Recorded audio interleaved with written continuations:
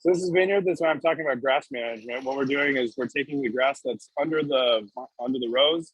We're flipping it over so that the roots, this will be exposed to the air, so it will kill off the grass, and then that will leave us pretty much good until the end of June, actually. So we're looking at already the grass management for the year, and this site is already being done.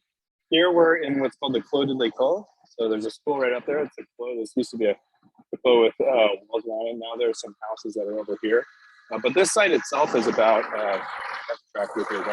this site itself is about 1.5 hectares in size.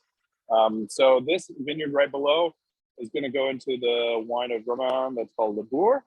And then this site, these long rows right here and right over here are going to go into the wine of Breze. The change of name from Les Moulins to Bourg. Can you tell us a little bit about that for Guiberteau? Before it was called Les Moulins because it was a wine that was being made from a couple different sites that were being converted into organic farming. And one of those sites was called Les Moulins. And then one of the other sites was here called Le Bourg, the name of this vineyard that I showed you. So this has been, the sites started being converted into organic farming back in 2014. So we've been long certified organic.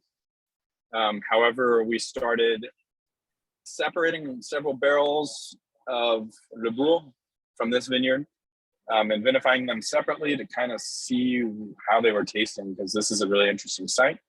And over several vintages, we started seeing that there were certain characteristics of Breze, actually, because we are in Breze, coming through these wines. And it just naturally came that it was like, the other sites going for the wines called, Les Moulins.